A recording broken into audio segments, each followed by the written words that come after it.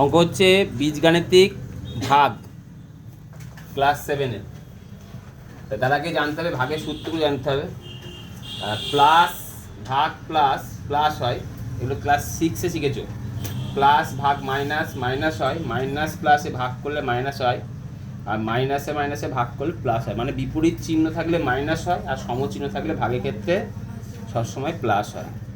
তো আমরা ভাগের 3টে প্রসেস মেনটেন করব। প্রথমে ভাগ করব চিহ্নের ভাগ, তারপরে করব সহগের ভাগ, তারপরে করব চলরাশির ভাগ।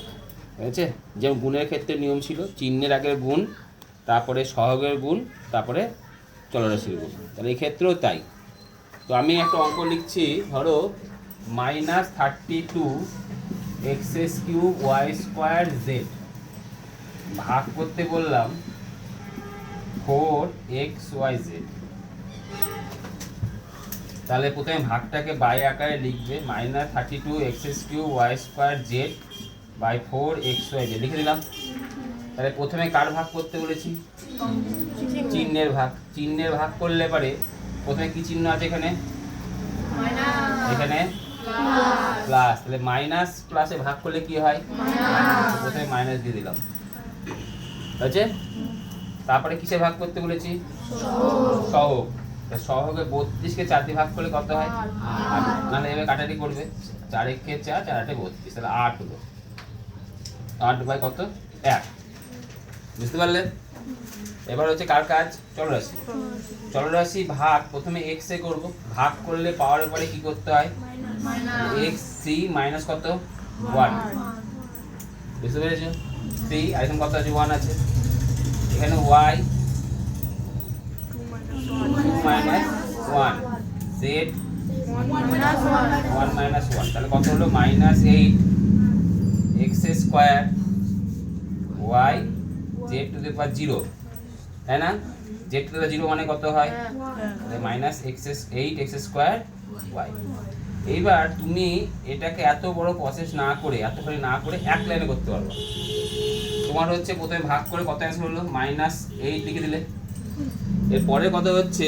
কোথায় বেশি কত বেশি চলরাশি ভাববে। ঠিক আছে? চলরাশি প্রথমে x কে ভাবো। x কোথায় বেশি? উপরে। কত বেশি? 2, তাই জন্য এরপরে x²। বুঝতে পারলে? ক্লিয়ার? নেক্সট তারপরে y কত হবে? উপরে বেশি। কত বেশি? 1, তাই জন্য y হলো। আর এই z কেটে গেল। বুঝতে পারলে?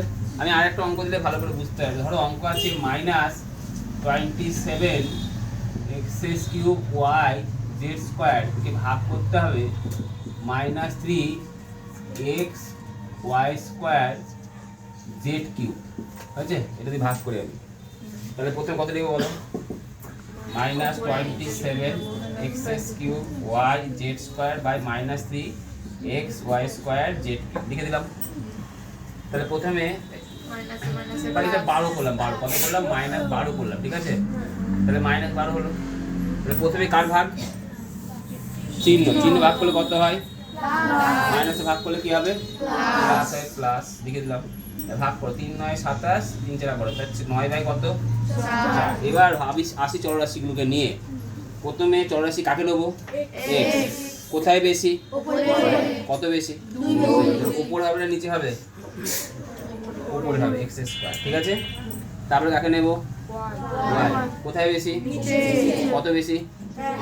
তাহলে নিচে একটা, ওয়াইটা কোথায় হবে? নিচে না উপরে? নিচে। এবার z² আর z³ কোথায় বেশি? নিচে। কত বেশি? 1। তাহলে নিচে জেডটা কোথায়? উপরে নিচে হবে? নিচে জেড হবে। বুঝতে পারলে? এইভাবে করতে পারো, তাহলে অঙ্কটা কি আর ছোট হয়ে যাবে। বুঝতে পেরেছো? ক্লিয়ার হয়েছে সবার কাছে?